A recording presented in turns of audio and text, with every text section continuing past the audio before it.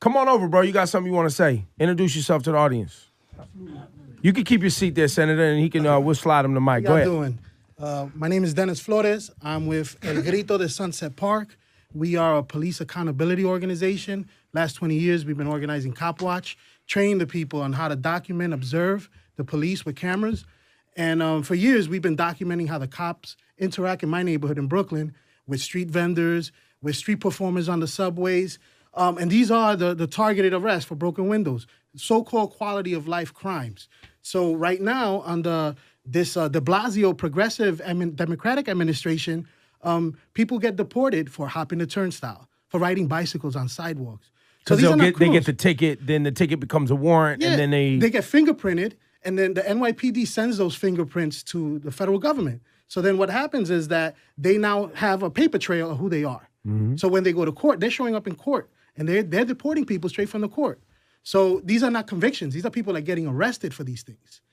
So it's kind of crazy. And for us as police brutality activists, a lot of the victims that we've documented who get brutalized by cops, one of the charges that they get hit with is resisting arrest. And this is across the board. If you're a victim of police abuse, cops have to justify why they assaulted you. So they're going to tag that on as resisting arrest. Mm-hmm. You could get deported for resisting arrest. So this is crazy. So you could be a victim of police abuse, and then now you become a victim again where they can deport you. So, this is not progressive. And this really falls on the lap of this mayor, de Blasio. And I know that he comes out here a lot to Hot 97. Mm-hmm. And our listeners, your listeners need to know that if this man is not going to end broken windows, we should not reelect him. And when you say broken windows, because some people don't even know what that means. Like, what does that mean? So they say that this started with Giuliani. This is how far back Giuliani and Branton, where they say that if there's a broken window in a neighborhood, then there's graffiti, there's people urinating on the street. So, this is a way to criminalize poor people. So then they go into that neighborhood heavier. Yes. With more police, police it harder, right? And they begin shaking people down. Exactly. So, like, the number one broken windows arrest is hopping the turnstile. So how many people are hopping the turnstile nowadays? Not many people can afford to pay for this for the. And they keep driving the fares up to make it harder for poor people to get on the train. They should be lowering the price of the fare for poor people. You know what I'm saying? Instead of there's a lot of we have a website, right? endbrokenwindows.org, where folks should learn and get informed about our platform and our demands that we're making. So there's a lot of things that they can do to end broken windows. And that's our agenda. We're just pushing that forward. So let me challenge you a little bit, because we talk about on this show, and I find myself saying a lot, many mornings, reminding our listeners that this city and this country, if you're in a certain economic bracket, doesn't care about you.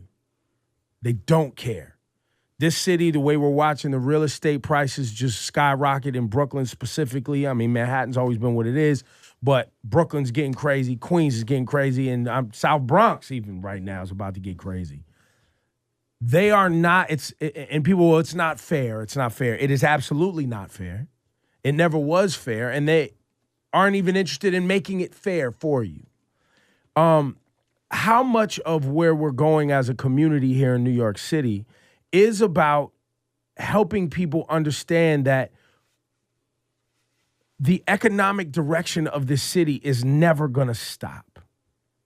And instead of putting yourself in harm's way, sometimes I find myself telling people this all the time. Why do you still live in New York City? Oh, my family's here. It's time to go. Because otherwise, the police are cracking down on you, broken window, Eric Garner incident where they're choking a man and killing him on the street, shooting people. Targeted because of broken windows. Targeted because of broken windows. What are we waiting for? Do we really believe that these big corporations are going to stop coming to New York City? Do we really believe that people with money are going to stop buying property close to their jobs? Because that's what gentrification really happens.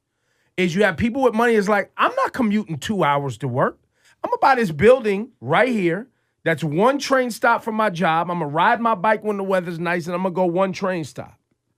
Thinking about themselves and people like them, not thinking about the greater community, right? Like at a certain point, do we expect that this train is going to stop? Do we expect that they're going to lower MTA prices? Like that's never going to happen. They're not going to lower the tolls. The tolls are going up. The tolls are going up so you can't drive your car. Then the train prices is going up so you can't get on the train. And we still, like at a certain point, I don't want to go to your club anymore, bro. Like if you don't want to let me in, I don't want to go. Because I'm not going to jail. So that's why I push back and I say, I love this fight and I love this conversation. But when does it stop? Because I don't believe that it's going to stop anytime soon. Well, what's definitely not happening is that not enough brown and black people are organizing themselves. There you go. You know, we're just waiting on the mayor, the Democrats, or whoever to speak for us. But our issues are not really being addressed by none of them. So if we're not organizing against gentrification, like in my building, I live in a rent-stabilized building. We had to organize a tenants association. We had to put the landlord in court. We had to organize our building because our rents are going up. They're not making repairs. So it's not just gentrification. Well, then they don't, and isn't the loophole there, if they make repairs, then they can raise the price on you? Isn't that a thing? Like if they change the sink out, because they remodeled your shit, now they changed the price on your ass. The mayor said he's trying to do it. Do we believe him? No. Well, what we want to say about that is, and let me introduce myself for the room. My name is Shannon Jones. I'm the co-founder of Bronxites for NYPD Accountability. We're affectionately known as Y Accountability. And what we're going to move away from is calling it affordable housing. That's a term coined by politicians and by real estate developers that poor people will latch on to affordable. That must mean it works for me. It makes it feel like I could get in there. This must be for me. No, absolutely not. The calculation for affordable housing is using the index of the 5 boroughs plus Westchester County. And then it's a median number, right? The median area income. But if you include Westchester County, which is the highest income county in the state of New York, it pushes the median income past what regular New Yorkers can afford. So we must stop saying affordable housing because that's not for you. Because it's really affordable for who? Correct. So when you hear your mayor get on this program and speak about affordable housing, he's not really speaking to your listeners. He's trying to appease your listeners. It's like putting a Band-Aid on $1.50. Right. And hoping that your listeners go get some will stitches. feel Might need some satisfied plastic surgery. and feel that as long as I keep applying for these lotteries, eventually I will get called. But I really want to answer your question with respect to gentrification and when will it stop. Dennis Flores is absolutely correct. It stops when the community galvanizes. That's what Y Accountability is about. Understanding your community power and what you can do as a community to affect change for yourselves, not through politicians. Politicians have to do their job and let them do their job. Our job is to make sure that we're organized and galvanized for ourselves. And that's in the area of gentrification. That's in the area of the decimation of NYCHA housing. That's in the area of police brutality. And this is nothing new. In the area of deportation and immigration, seizing on people in the city. And again, this is nothing new. It didn't start with Trump. Trump's been in office 33 days. The deportations and seizing they did in this city 2 weeks ago were from Obama. He will not begin doing his own deportations for months. This is still Obama strategy going into effect. It isn't new. Absolutely not new. Anyone that has had their boots on the ground inside of these communities has always known that Mexicans living in the city of New York have always been fearful of ICE deportations. Central Americans have always been fearful. My great-grandfather came to this country from Barbados in 1922. My other great-grandfather came to this country from Barbados undocumented through Ellis Island in the 1920s. So we all know about being afraid of the governmental authority coming in and tearing you away from your family. So it's not new. It's not new. Absolutely but not. But Trump is using it as a marketing tool to satisfy his base that he's already... Not a marketing tool. He's very serious. It's not a marketing tool. Now... You're just saying it hasn't kicked in yet. Whatever his version is could be even worse, but hasn't started yet. Absolutely correct. And what I would also say is that politicians that have been in place in the city of New York throughout the Obama administration have not spoken out against ICE deportations. Because it's new hot button and the city has created this new boogeyman through Trump, their new ideas are anti-Trump. No, it's not anti-Trump. It is galvanizing the community against injustice and against immoralities. which manifests through the NYPD. These policies and practices must be enforced, reinforced, and reiterated through the NYPD. That's the entry point to ICE. Right. If you walk through Marcus Garvey Park at 3 o'clock in the morning, because to cut through is faster than going all the way around 5th Avenue, all the way to 120, and you get a ticket, that'll get you in the pipeline for deportation, whether you have a green card, whether you have a resident card, or whether you don't. So this is where we're at right now. So that's why accountability does. It's not just limited to the hot button topic that's all over mainstream media. So it is important, and if I could say anything to your listeners, because over the next few months, you're going to have many politicians killing themselves to get on your program and speak to the demographic that listens to the music that's played on Hot 97. And what I would encourage people at home to do is to organize community power. I don't care if it's just 2 people in your building or on your block. You must always film and document police activity wherever it's happening, whether they're standing still or whether they're arresting someone. You must also organize your building against greedy landlords that'll try to push you out. If you live in NYCHA housing, we have to speak about dilapidated conditions. I'm a NYCHA resident for 13 years, born in Brooklyn, but live in the Bronx now. And we have to speak out against dilapidated conditions. The mayor of the city of New York endorsing these NYCHA raids. They just took 7 guys out of the Kingsborough houses the other day. And what's that about? NYCHA raids, I don't know if you recall this, the Eastchester Gardens 120. Yeah. In April, 120 men, 78 on the street, about 20-something that were currently incarcerated, were extricated from their homes in order to effect RICO charges against them. These guys have no jobs or working at Home Depot, but they're RICO operatives operating a criminal enterprise. But weren't they saying it was gang members, though? Or some was gang members and some was this, and it was scammers and credit cards and this. So and that. now I'm going to give you the blueprint. Any community that you want to demonize and eradicate, you'll use the worst names to attach to that community. So gang members must mean crime. So anyone who works every day, I don't commit crimes. Those are not my kids. We have to get the gang members out. What they did in effect was remove fathers from their children. Mm-hmm. They removed uncles. They removed nephews. They removed workers. Let's be clear. So now you have these children. And wasn't the number upwards in the total city because it happened in the Bronx? Correct. It happened in Brooklyn. Correct. It was about 400 people total. Well, what you have is the biggest gang raid before the Eastchester Gardens was the Manhattanville Grant 100, right? After that, you had Eastchester Gardens 120. You have the Patterson houses 37. They just extricated 7 from Kingsborough houses. And this is a system. Because if you're talking about gentrification, how do we clear out NYCHA? Poor people in public housing are the last people to leave a gentrifying community. So how do you get these people out? If my son is brought in on RICO charges or in gang charges, whether the charges are pending or not, whether he's convicted or not, now the governmental authority through NYCHA can put me through administrative hearings to evict me on undesirable tenancy. Right, because if they come visit you, I can also give you a ticket for that, right? No, not give me a ticket. It's what's called permanent exclusion for undesirable tenants. Just because of the charge. So the charge alone says they can say, oh, these aren't the kind of people we want here. Look at the charges they got. Well, we don't know if the charges are true. Yeah, but the charges are there. Correct. So you're already now, wow. That's deep. Yeah, please. Sorry.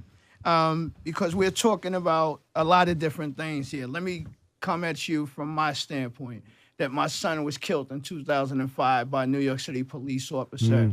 And instead of being looked upon as an angry black father, I wanted to do something to change people's lives, to change people's perception of a father in the community. So I started the Lay the Guns Down Foundation. I've been doing this for 11 years. We actually had a conversation, and I'm going to tell you what the conversation was about. Yeah, I was doing a promo, and it was with Uncle Murder, and he had a new album that came out, and it was right after Zarana Horton, the young mother in Brooklyn with the 12 kids got killed. Right. And I was upset because I didn't understand how could y'all promote something like that where this mother had just lost her life protecting kids in the street. Where we get lost at is that we don't understand. We understand, but we don't look at it, that this is a business, that people going to jail is a business. Yeah. People getting put out their apartments is a business. Yep. And we have to realize that first. And the first thing that you have to realize is that, like she said, you have to be willing to get up and do something. I'm tired of people talking, pointing fingers. What have you done? Stop sitting on the computer. Stop making phone calls and texts. Get out in the street and do something. Don't wait until someone get killed to want to do something about gun violence. Do what you can do today about gun violence so we don't have to worry about it tomorrow. The elected officials that you want to call yourself dependent on, there are some good ones that are out there, and that's why I'm standing here with this man. When I got invited to be on his task force, the first thing that I told him, if y'all playing games, I ain't got time for games, because I'm representing every parent that lost a child in this city to gun violence at the hand of a police officer, at the hand of somebody that looked like them. It has to stop. We have to come together. Stop pointing fingers and blaming everybody. What can you do? Find out when the next community board meeting is. Find out the elected official that is not voting on those bills to get the funding in your community. And you talk about regentrification. Every year, for the last 4 years, I did an event at the Barclays Center called the Back to School event, Back to School Bash that Hot 97 sponsored, right? But I can't do that. I didn't do it last year, and I feel real bad because gentrification, because the businesses that were supporting, that I made deals with to support me by promoting them are gone. Yeah. So these kids that we so were let me taking, ask you, sir. yes. Let me ask you, sir, because that's why I pose this question. When I say when does it stop, right? What I'm talking about is we live in capitalist America, and we live in New York City. Absolutely. Even more specific, right? The biggest city in the country, one of the wealthiest in the country, right? Where the world's playground almost, right? Because most of the people buying the real estate in Manhattan ain't even American. Mm-hmm. They're Chinese, Saudi Arabian. They're billionaires from all over the world. They're the ones putting up these businesses and buying a lot of this real estate. And that's why I always push back, and I'm like, okay, if this city is taking your family from you, right, and putting you behind bars, and that's what this city's doing, and we could get organized, right, but they're still going to create systems to put people behind bars who are poor. We've seen it 100 times in this country. But we're also allowing it and doing it to ourselves. Well, some of it, listen, we can't sit here and act like there's not scammers in the hood running credit card scams. We can't do that. Absolutely. We can't do that. We would be lying to each other. Absolutely. We can't sit here and act like there's not people in gangs. We can't do that either. Let's be clear. When the city of New York chooses to demonize our people, they're not going in Gerritsen Beach and looking for credit card scammers. No, they're not. They're not in Brighton just like Beach they're not looking they're not locking up the heroin addicts in the suburbs either. Exactly. And the people selling prescription but what drugs. we have a moral responsibility to do as black people and as brown people is to push back and to fight back. There's no way in the world that we accept futility. We cannot accept that. So let me ask you a question. Are you guys in this room, right? Because where are we on public school versus charter school versus how we're educating our children? Where is this room at on that? Well, if you want Y Accountability to answer that question, that's a very simple answer. I was a graduate of the New York City public school system on the high school level. I received 2 degrees from CUNY. They were not from charter school.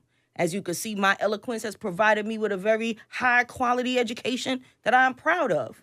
We have to be very clear on what charter schools are about. And all charter schools are not created the same. Facts. There are many charter schools started by black people and African people that are not getting the funding and resources to survive. Meanwhile, other folks are creating charter schools that have become a monopoly game to them that they are hedge funding, right? And what charter schools are selling black and brown people are division.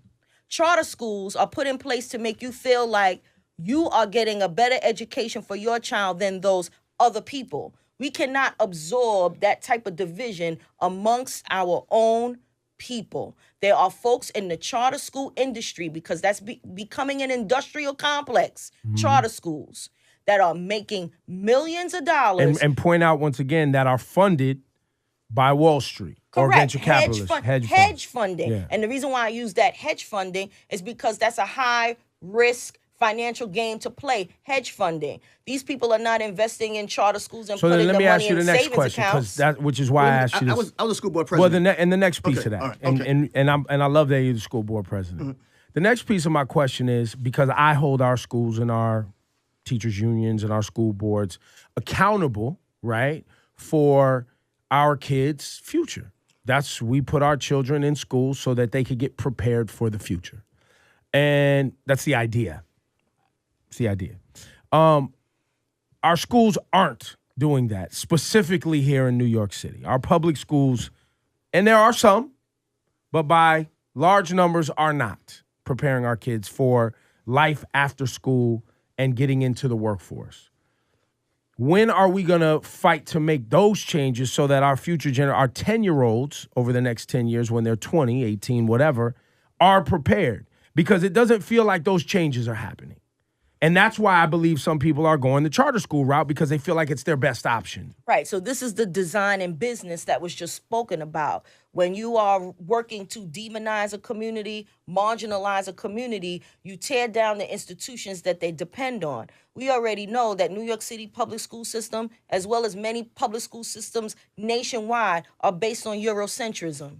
The key to giving Black and brown children what they need in this city to be prepared for the future that they choose for themselves, not the future that real estate developers, not the future that the police, not the future that politicians want for them. It's the future that they want for themselves and their parents want for themselves. Is not word one. Get Eurocentrism out of these schools. My son is 21 years old. He graduated from high school 3 years ago. He went through 14 years of school, learning very little about himself as a Black man, himself as an African, himself as a descendant of chattel slavery and abominable racism and uncompensated labor in this country. It is not taught. You cannot have children. Of course it's not taught. We live in America. It's never going to be taught. No, we have a duty and responsibility as to hold our African, schools accountable. Not only that, because that's creating victimhood.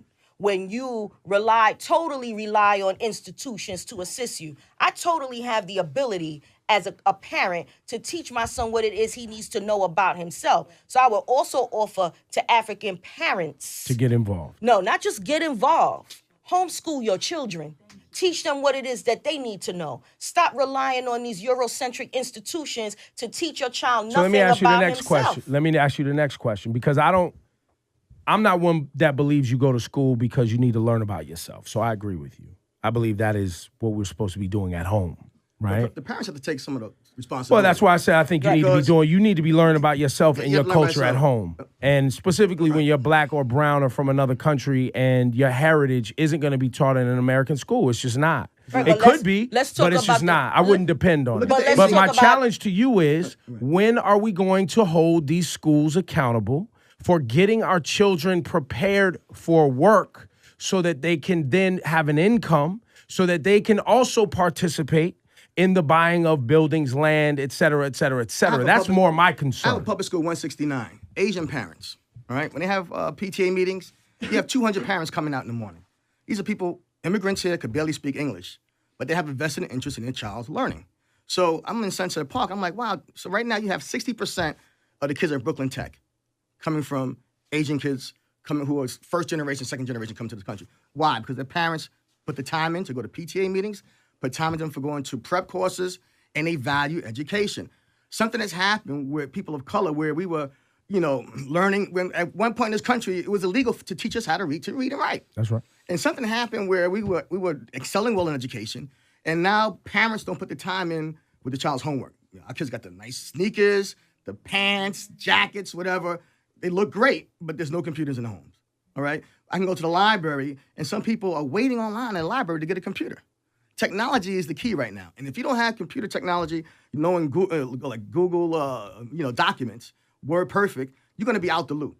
And so parents have to realize technology is the key, all right? We can't keep depending on the schools to educate our children, because if you don't demand that our children learn, they're not going to do it. We all know that some of the worst teachers are in the Black and brown schools. Some of the better teachers are not in our schools. We know that. We have a high turnover of teachers in our schools. We know that. When I was school board president, I would have district-wide meetings. Not that many parents would show up. But if I have free food, parents would show up. And parents that I did see coming to the meetings were the parents whose kids always got the awards. So what did we do? We gave awards to the kids who were borderline. Packed house. Why is that? First time kid got an award.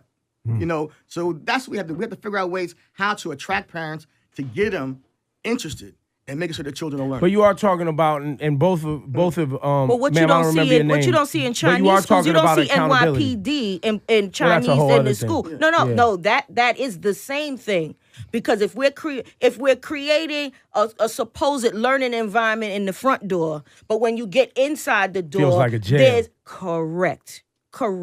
So it's all spinning full circle. That's the type of broken windows. It's all connected. Let's connect the dots. You have your children in these inferior schools where the best and the brightest are not teaching in the schools that black and brown kids attend. Then you install the NYPD in those schools to impart broken windows on junior high school students and high school students. Remember at the International High School in Park Slope where NYPD beat up the kid for having a pin in his eyeglass? So he was penalized for being poor because he had to stick a pin in his eyeglass, correct? So his glasses would stay on. He went through the metal detector, which was there to begin with. And he explained, I'm holding my glasses together.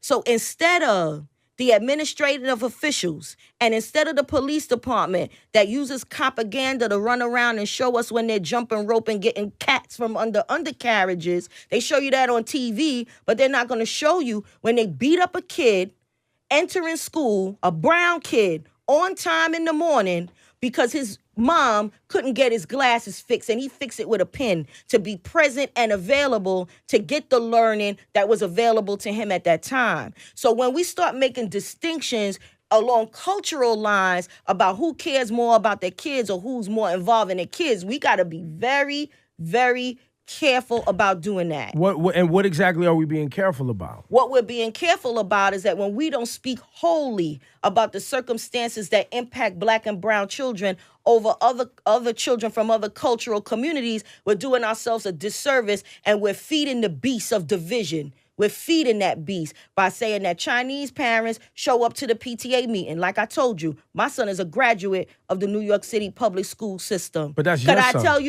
Could I tell you when the PTA meeting was, when he was going to school in the South Bronx on Washington Avenue?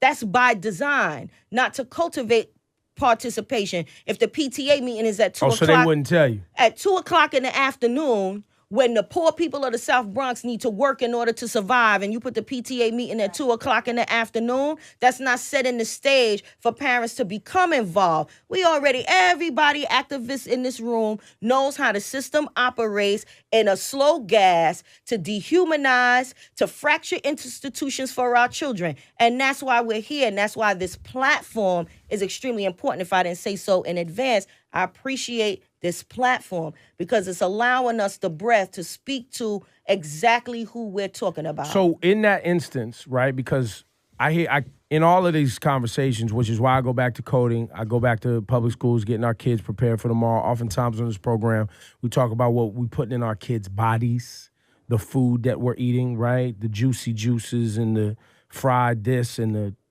cheese on top of that and the extra seasoning on this and the fake this and the processed that and the this and that and other. A lot of this is accountability, and the name of your organization is Why Accountability. But also, as you pointed out, you're a working parent, right? You get up, you get your kid ready, 6 a.m., 7 o'clock, you out the door, boom, 8 o'clock, kids at school, 9 o'clock. Hopefully you're at work after being on a crowded train and walking and doing this and that. You don't get back in the house till 6, 7 o'clock at night. You're exhausted. The kids are frustrated. You're trying to find some quick food to put in their stomach, so you buy some bullshit, which fucks up their behavior system, and then et cetera, et cetera, et cetera, et cetera, right? And then all the other challenges you listed. As we sit here today having this discussion, what do we want people to walk away with today other than the fact that shit is fucked up? Because that's what we're talking about right now. I would say shit is fucked up, but you have the power to change it. Pull that power from outside of yourself. Understand what the issues are and understand those issues from people in the community that are just like you. not people that have not stepped in the community in 5 years, 10 years. Get it from them. I will repeat, endbrokenwindows.org. We've submitted demands to the mayor of the city of New York. We're not flapping gums on the book, 300, 400, 500 comments, then sign off and go watch you reality down there at City TV. Hall, let's get to it. No, we drafted demands. That's my quality public education, by the way. We drafted demands. And that's what the community has to get in practice of doing going forward. And Ebro, can we address this End Broken Windows with de Blasio next week? Can we try Absolutely. to Let's give de Blasio up and ask him. We'll ask him about it directly, because I understand how important an issue is, because it's hard when we hear this many things, which you've pointed out so well. It's overwhelming. You know, you're like, holy shit, damn, before I know it, my brain's going back to 1805, these problems. You know what I'm saying? And you get, but so where can we start? You think End Broken Windows is a starting point that could actually lead to changing some things? Right now, this year, we're going to introduce Raise the Age. You have like 26,000 youth. And that's already supported by the governor. It's supported by the governor. The Republicans are coming on board. Which Republicans? Patrick Gallivan, Fred Ashaw. And so here we go. We gonna see when it's time to vote. Because, and just so everybody watching this understands, we've been talking about Raise the Age on this program, and shout to all of the people involved in that.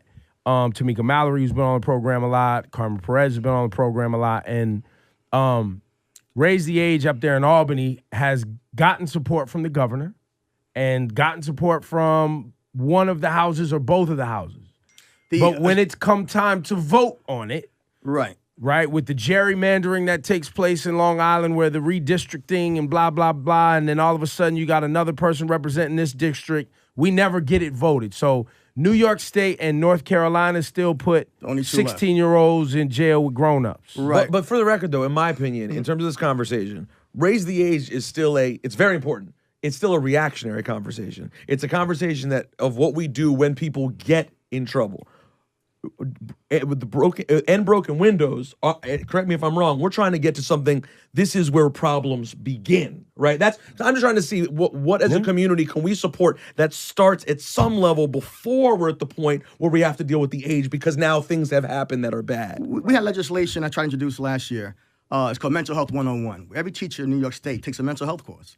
What about the police? They needed to. More than ever. The police. These motherfuckers run around crazy. If you want to talk about getting 16 and 17-year-olds off of Rikers Island, let's be clear, too. I'm going to tell you guys a new curse word and get your FCC senses out. It's called reform. That's a curse word right about now. Because reform is a buzzword for not eliminating the practices that have us in the predicament that we're in. When tell me again. Why? But reform is something we want. No. Yeah, we do. No, we don't, because that means that I can actually change the stuff. No, that means the institution is still in place. We're just doing something else. So when you have raised the age and you say, we're not putting 16 and 17-year-olds in Rikers, but it's okay to put them through the jacked up family court system. No. What anti-police brutality activists, cop watchers in the community are saying, no. What we're saying is that stop arresting our youth for minor offenses. Stop engaging in escalating contacts with our youth that lead to arrest. These are broken windows offenses. Stop and having also these articulate contacts. for people who don't understand or are watching. When you live in New York City and you're young and you just being a kid out here in the city, you can get in trouble in ways that you would never get in trouble if you lived in the suburbs. No, there are ways that you would never get in trouble in the city of New York if you're not black or brown. And then there's that too. Right? Well, I'll give you a great example. Let's look at the street performers or the gentlemen that do Showtime, right? Mm-hmm. Let's look at them versus skateboarders. When the skateboarding young children were in their community skateboarding everywhere and scraping up all the stuff and the parents were getting sick of it, what did they put in place? Skateboard parks. What did the mayor of the city of New York do? What did Mayor de Blasio do soon as he stepped foot into office? Criminalize street performers in Showtime. I didn't even know that. Right? Because that's a broken windows offense. So now instead of supporting the community through art, through opportunity, through dance, No, we're going to criminalize them. So who are we talking about? Black and brown youth that are anywhere between 14 to 25 years old that have actually a skill. Look at the gentlemen from the Waffle Crew that have now gone all over the world showing us their talent. Meanwhile, other gentlemen are criminalized. So this is what we are talking about. When we say reform, what that's saying is that we can undermine, we can demonize, we can fracture institutions that support us and then just have fun with institutions that hurt us. So you won't hear why accountability use the word police reform. You will not hear that. Okay, if you really want to get gangster, I can say as an African, as a black woman, NYPD should be abolished. And I can make the case for that, but we're not here for that today. It's another can of worms for That's sure. another can of worms. We're not even going to go. We're not even going to go there. But what we're trying to tell your listeners for today is that understand the very, very basics. How do our black and brown people enter the criminal justice system? And it's broken through windows word policies. one, broken windows policing that Mayor de Blasio, who has appeared on your show numerous times, have doubled down on. And you feel like he tripled doubled down even on. though he's saying that he hasn't. No, he's explicitly stated that he supports broken windows policing and will continue to use it. That's not in dispute. That's absolutely not in dispute. Okay, so real quick. Sorry, go ahead. Yes, You've young been waiting. lady. What do you want to say? I live in Brownsville my whole life. It's crazy. Like, I seen it all. My brother, he was involved with the police and stuff. I mean, he don't really do anything. Only thing my brother do is try to survive in Brownsville. He have a couple of friends who try to survive as well. Actually, I'm gonna tell you a time or something that happened. One time, Marshall came to my house, knocked down my door, tried to arrest me, my brother, and my mother. They saying something about a court. I don't know, something.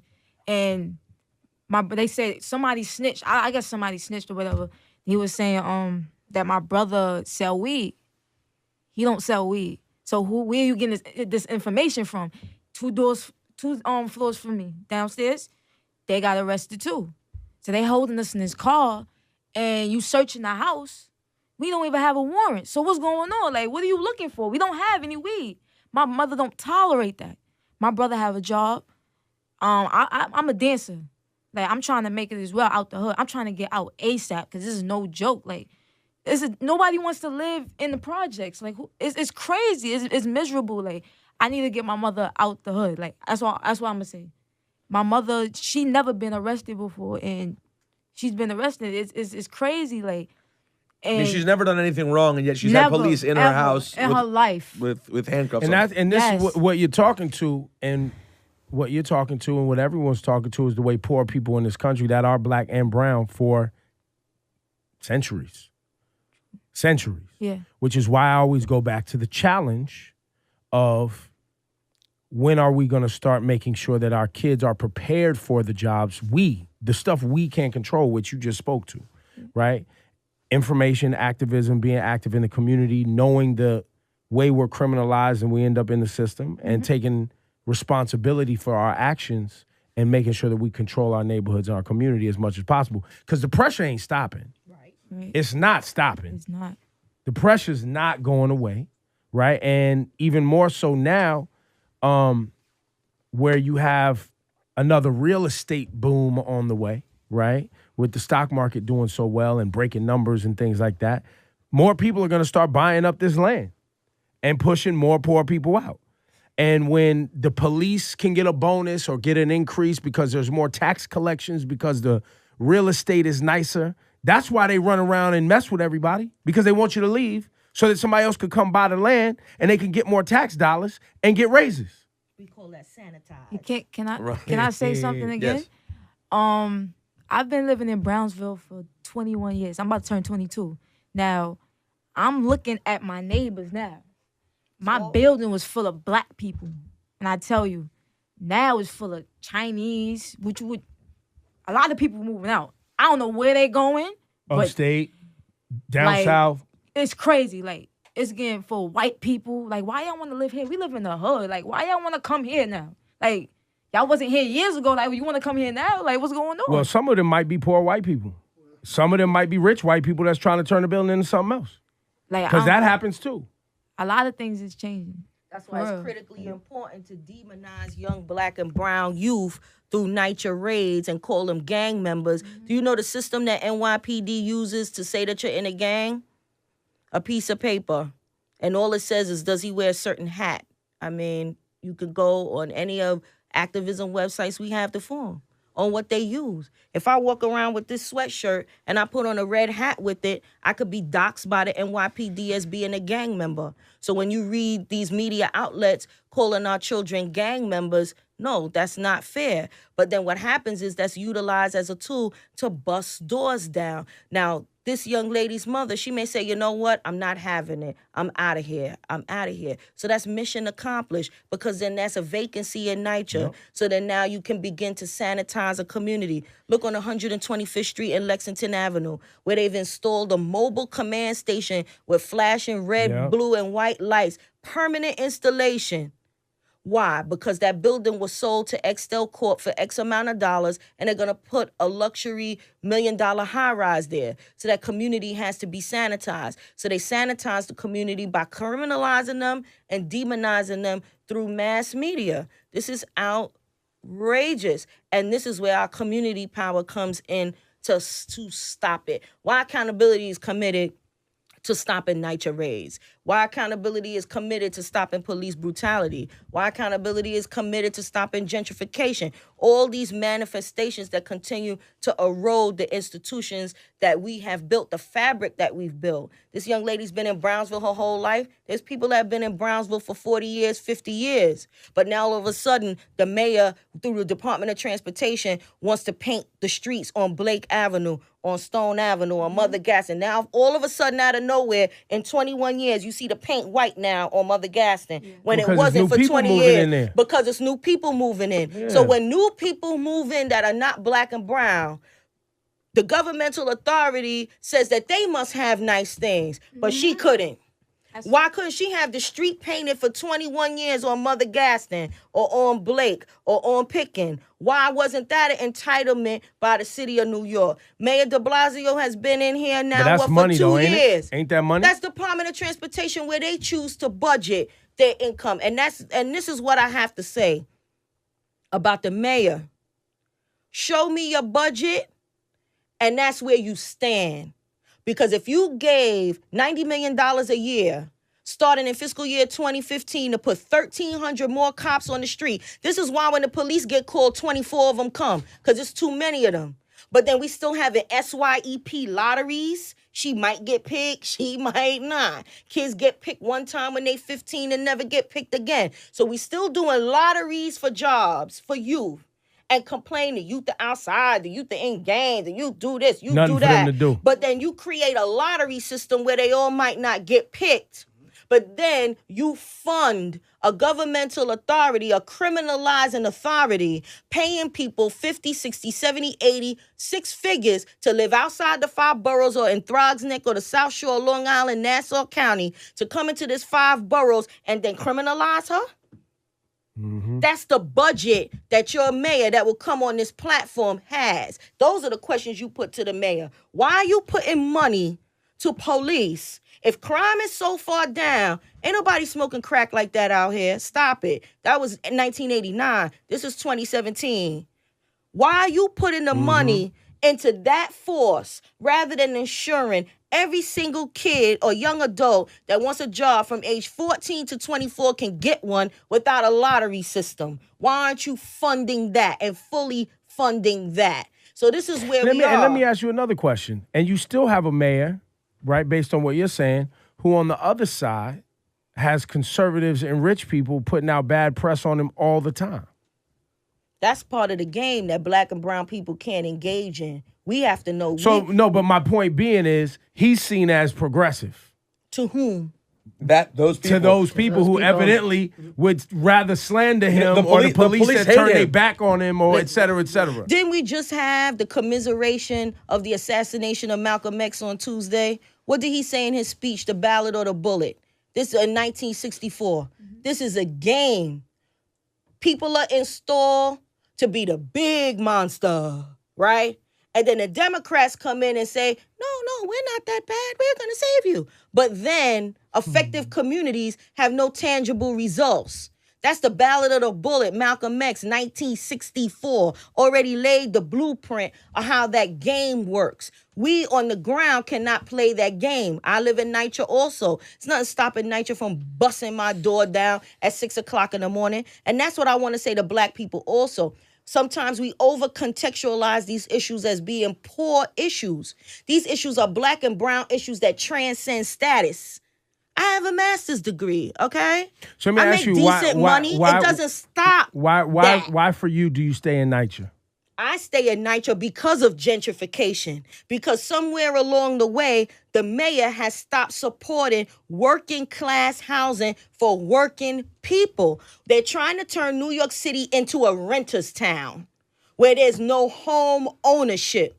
You go back 10 years ago, as a city employee, you could take a little class, learn about home ownership, and be offered a property and do it. Now it's a renter's town because it destabilizes the fabric of black and brown people. That's where we are. We have to know better than that. So then, if I'm in NYCHA, and let's be clear, my rent ain't $5 a month. People like to think people are in NYCHA. There's someone downstairs in my building that pays $1,600 in the projects that's dilapidated and underfunded. But what the mayor's trying to do is gentrify NYCHA by putting luxury buildings in our parking lots. He's slumming us out by not budgeting proper repairs. Think about it.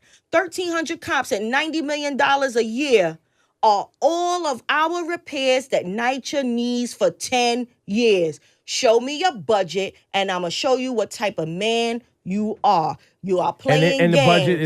The budget is not public. The budget's public. Budget is public. You go on OMB. Yeah, the it's budget's 800 public. pages. You go on So OMB when you show and it, when you read say it. show it, you mean for the people to go look at it for themselves and see where the That's money's right. So being you spent. see what's being budgeted for SYEP. You see what's budgeted for NYCHA. I don't want to hear no mess about NYCHA's federal. If you want to support the communities that live in NYCHA, you will shore up those buildings, stop selling the properties off to landowners, and stop playing games with the city of New York and the black and brown people. And again, let's connect those dots. On NYCHA grounds, NYPD is given the authority to enforce NYCHA rules. So when they do the smoking ban come November, there'll be a whole bunch more NYCHA residents going to jail for smoking a cigarette, right? So then now we'll have that pipeline still churning, that business still churning, that mass incarceration, that industrial complex churning, where your son could end up making waistbands for Vicky drawers in prison, right? So that is what we're talking about. So it has to start at word one, with us getting the information from our own communities. Shut that TV off. Shut those news outlets off. They're telling you what they want you to think. Listen to community activists that are actually walking around on your block to talk to you about what needs to be done in the community. So these efforts are never futile for me. I don't care what developer comes. I don't care what rich person comes. I don't care what NYPD does. I've even had them try to snatch my phone when I was recording. I've had them jack me up at the 46th precinct when we went there to see about somebody getting arrested. But we're not going to stop. And the mayor works very feverishly to try to put that Band-Aid on the $150. So we go away and slink away. We're not going anywhere. We're going to fight and keep fighting and keep pushing. Do you think this city is now? Let me ask ours. you this. Let me ask you this, and we're gonna wrap because I definitely want to have this conversation with the mayor. Do you believe, right, that the mayor appeases people that he knows is going to show up to vote? Sure. Does he believe? Sure. Does he believe that the people that you're speaking of, because we've see the numbers of people who have given up on voting, don't believe politicians work for them, aren't registered, don't care, won't listen to community activists in their community that are trying to help them. We've seen those numbers, right? And we've even heard it, whether the numbers are fake or real or whatever. The numbers A are real. politician, Yeah, a including politician, yourself, they look at the prime are voters. going to appease the people that he knows or she knows is going to show up and vote for them. Right. People don't realize the prime voters are people who vote in primaries. A lot of folks vote in the general election. That doesn't matter. In New York City, predominantly Democrat. The city council, predominantly people of color. And we still can't get things passed. So we have a progressive arm in the city council And as the sister said, for some of youth employment programs, we're not getting the funding. So what happens is any elected official looks at who votes, okay? Certain communities vote more than other communities. The communities that vote not as much as the more affluent ones, like say Brownsville, it's a large portion of my district, but I have a smaller section of Park Slope, but they vote in the same percentage as far as people coming out to vote. So we have to, and I think people are becoming apathetic to voting. They say, well, nothing's going to change, nothing's going to happen. That's why we're on the ground in Brownsville. That's why we have these people here today, this sister, Brother Tucker, to say we can make a difference. We're going to make things change, but you have to get out and vote. And I think what I'm seeing is people are ready to work. That's the best part, right? Because we can sit up here and talk about all the problems all day, but if we're not ready to actually do some work, and that goes all the way down to the kitchen table, right? Of people actually spending time with their children and making sure that they're educating their youth, not only culturally, right, but about family and about what it's going to take to survive out here. Because, like I said several times in this discussion, it's not going to stop. No. This is not going to stop. I think people are more aware now. You know, I think Trump has ignited, you know, a lot of passion in people now to get involved. Because he's so outrageous and the things that he's saying that he's doing, people are, you know. I mean, that's the silver lining we keep hearing. Yeah. You know, a lot of people that are anti-Trump have to admit that the way we are seeing people activate for whatever it is that they stand for is the silver lining. Well, yeah, when you hear from people like you who've obviously been dealing with all of these issues for the entire time Obama was in office, right? Trump is almost a beautiful thing because this bullshit is all the same, but now at least the eyeballs are open. When these issues have been basically the same. This is, as much as we love President Obama, he was not dealing with these issues day to day. It wasn't possible. It wasn't even something he was able to get to. So there is a silver lining there, at least, that now people are paying attention. I want to say something real quick. You see how the young youth, they look up to Lil Yachty, you know.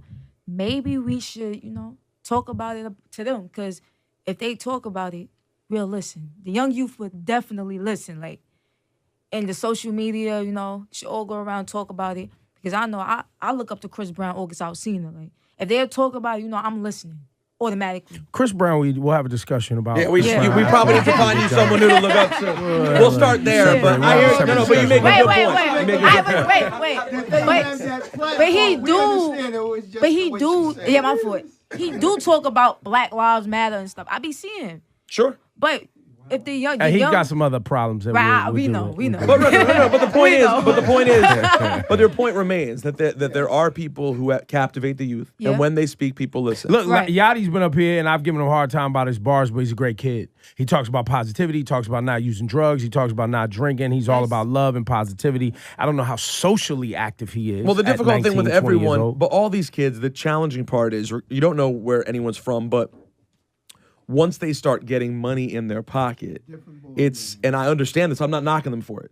And you're able to remove yourself. Let's take you, for example. Right. If tomorrow someone was like, yo, here's $1 million, you got a tour manager, you got an apartment in Manhattan. I'm going to stay humble. But you might stay humble. But that doesn't mean your top priority every day is going to be going back to the hood and making sure everything works because you're so happy that you're good and your family's good. So that's a trap people fall into, is because they do well themselves, spending your time. And by the way, not everyone. We see LeBron James do a lot of work. LeBron does a great job. Where he comes from. You know what I'm saying? Like, we see LeBron do a lot of work. But that gentleman also did not speak out on behalf of Tamir Rice. So I would like to answer you in that vein. We have to remember who controls these industries. I may get $1 million, but then that $1 million is also attached with where I appear and what it is I say. And a lot of things that celebrities say, athletes say, musicians say, are to protect white fragility. Let's be real about that, okay? Well, they don't want to jeopardize that money. No, not only jeopardize their own money, okay, because there have been athletes in the 70s that'll give up their money. They don't care about the money.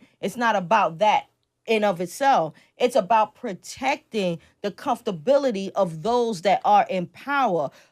Many people, what was the baseball player that said that his wife's family was affected by the Muslim ban, by the ban on African countries, and St. Louis fans went berserk telling him stick to baseball, stick to baseball. That was this week. That was this week. So what? But that happens to us all the time with these discussions. Okay, all the time. Stick to playing music. Play my favorite rap song. We be like, fuck y'all. Is it to protect It is to protect the fragility and comfortability of those that have the highest access that's just to white power supremacy and resources. bullshit. Absolutely. Yeah. So it's not just, oh, I have money for myself. And the dots connect again. Because we have our children in these Eurocentric schools, they're taught individualism, not a duty and responsibility as an African to your people. That's not being taught. You wake up from birth and you are overwhelmed with images of consumerism and individualism. So when you made it, and it fits right in to the fabric that white supremacy has laid for every one of us. So now when we talk about what a parent's responsibility is, the responsibility is to your people. Everything you do is for your people. This is what we mean by Ubuntu, Uhuru. I am because we are. I do this because we do this together. So this is why you have those individualist mindsets. So when I discuss celebrities or musicians, I look at them totally. I don't care what foundational program LeBron James does. If you couldn't open your mouth and support a 12-year-old that was murdered by the police within 2 seconds, those foundations that you use to funnel tax shelters for yourself, You ain't with it. Not with the shits. Not with it. Can I say something? I'm gonna answer your question, right? When if I had $1 million and I left the hood, a lot of people would be jealous. It's jealousy that comes with it too. Like you can't go back to the hood right away and be like, yo, they'll look at you different, like, oh, she whatever. She thinks she good because she got more money than us. She rich or whatever.